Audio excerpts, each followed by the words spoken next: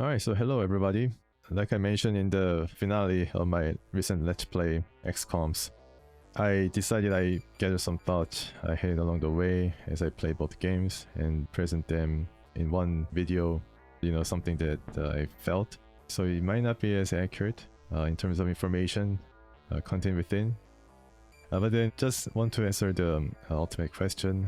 I don't know, hopefully somebody was I don't know, nobody probably asked this, but then I just wanted to ask myself this question. Which game did I like the most?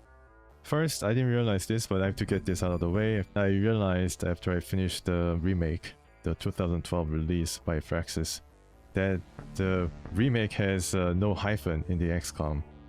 Of course, it uses Enemy Unknown, but then that's just subtitle. The XCom itself, unlike the original XCom, which has a hyphen, this one doesn't have the hyphen, so that's how to differentiate the two games.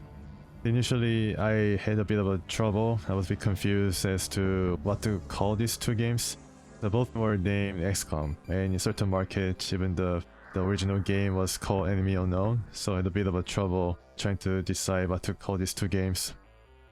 But then for the purpose of this video, I referred to the 1994 release as the OG, original, and then the 2012 remake as the remake. So let's go a bit deeper in comparing the two. I feel the OG XCOM gives you a lot of freedom and flexibility from the very start. This game allows you to build bases anywhere, specialize them, and skip or take on all UFOs as they appear. You start to sweat by the end of the month as you are kept in the dark about the nations that plan to bolt from the council, and scientific test results, and etc. The overall indicator of how you're doing is shown by the rating system, and every action is accounted for in the positives or negatives on this scale. If you do bad in 1 month, then lessons learned, you're given a warning, and also another month to prove your worth, with the game also trying to scale back somewhat and meet you halfway by pulling back that ethereal terror mission that it was planning to send again to Wellington. It has a feel of business as usual, and the strategic side to the game exudes a bit of a homely atmosphere of a personal sanctuary. That is until the aliens invade your base again and shatters that false sense of security. So it punctuates the usual business-like operation side of things with surprises, some of them nasty, but it never tries to supersede your sense of control. In the remake, however, it feels you're always kept back on your heels in the struggle for panic management. What's more, the pretense of this panic increasing is a bit artificial. Panic rolls out in the form of abduction missions where you're presented with 3 locations to prevent alien action, in which you must choose one while the other 2 are left to fend for themselves and therefore suffer panic.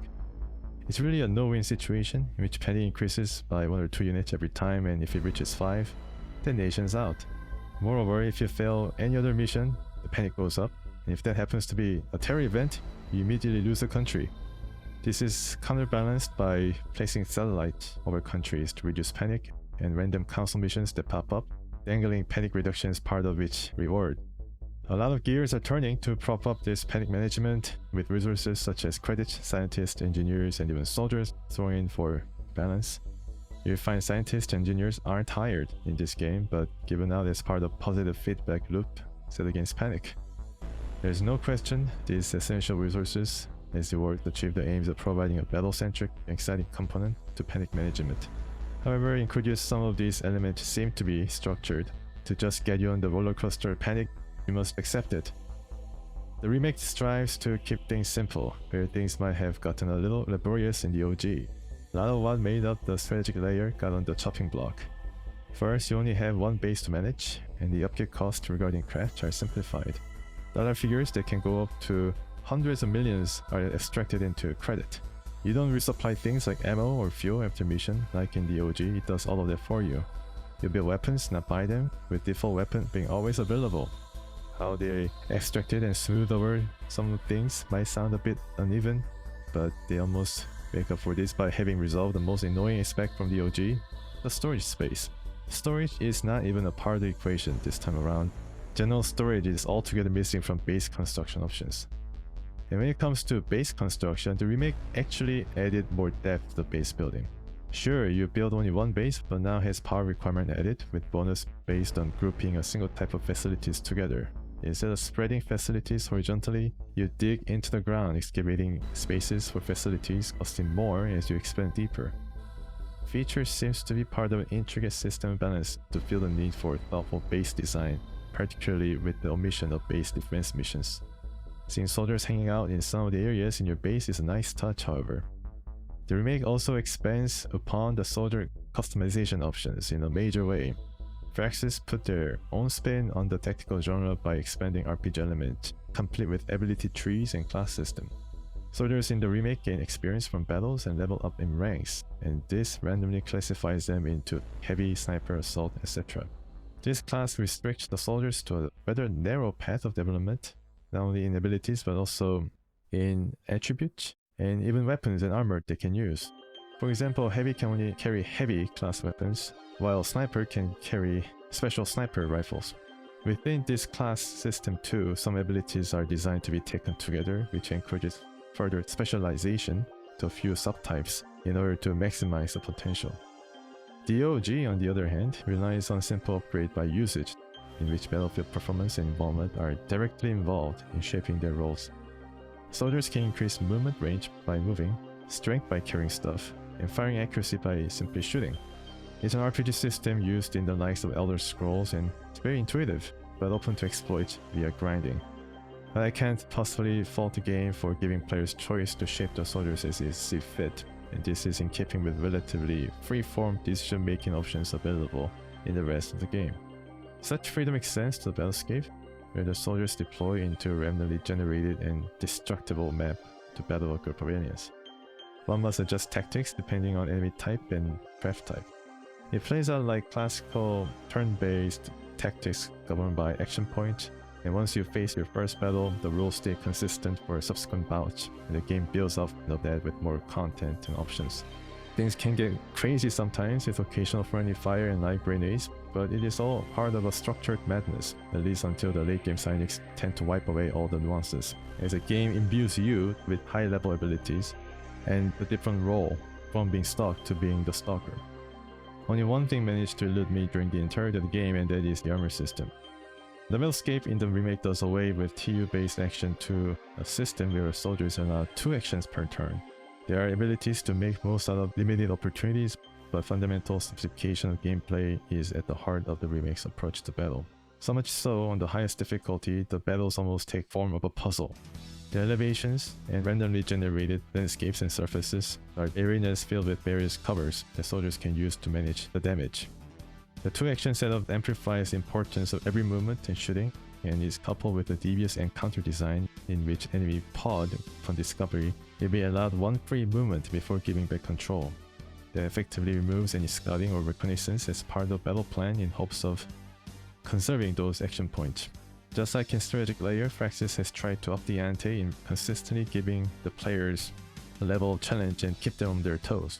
To raise the stakes further, in the remake, the psionic powers get nerfed.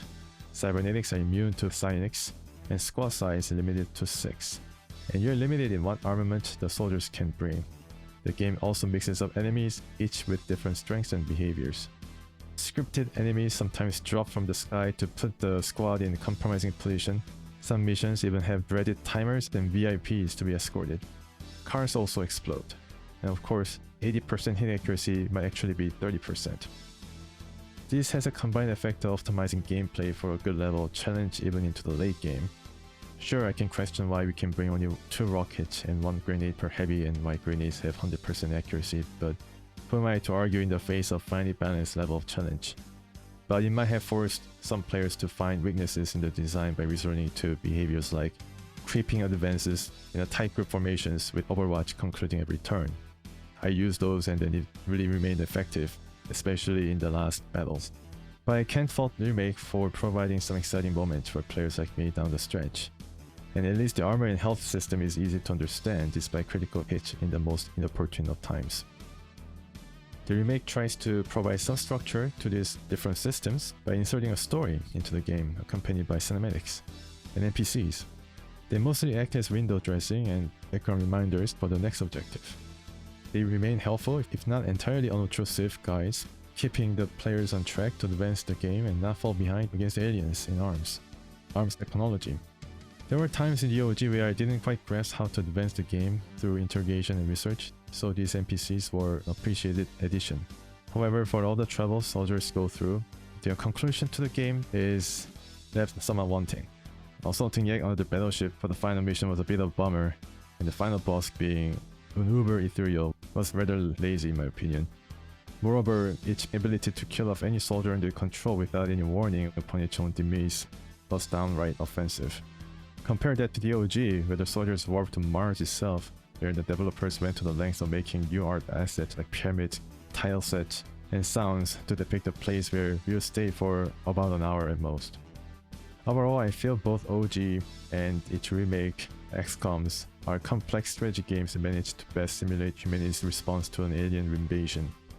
In the OG, all bases are covered in detail, from the strategy component of running and managing bases around the world to the tactical battle waged against aliens on the ground. Perhaps the limitation of hardware in 1994 made the designers cut back on some features, and actually that might have benefited the game in the end. What's significant is that the game's vision seems pretty clear from the start.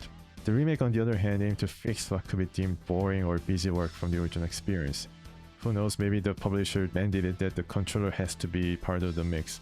But ironically, they ended up adding a whole lot of different stuff to the design and ended up lifting the tried and true formula altogether, in lieu of more tightly managed if not slightly convoluted experience.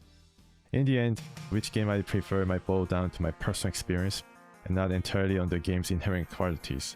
The remake, even though I finished it a lot earlier than the OG, in the beginning I really didn't know how to take advantage of synergies and bonuses, and I already lost 3 countries by the second month.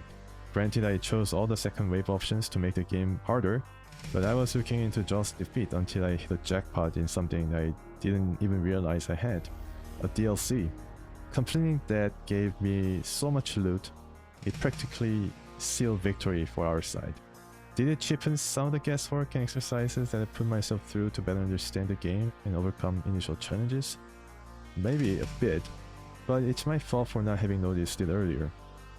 The OG, on the other hand, allowed me to experience the game at my own pace, patiently wading through multiple squad wipes until I finally got the bright idea to advance and research psionics via interrogating a psionic alien. It was by no means easy, but it proved to be a more organic or emergent experience to me.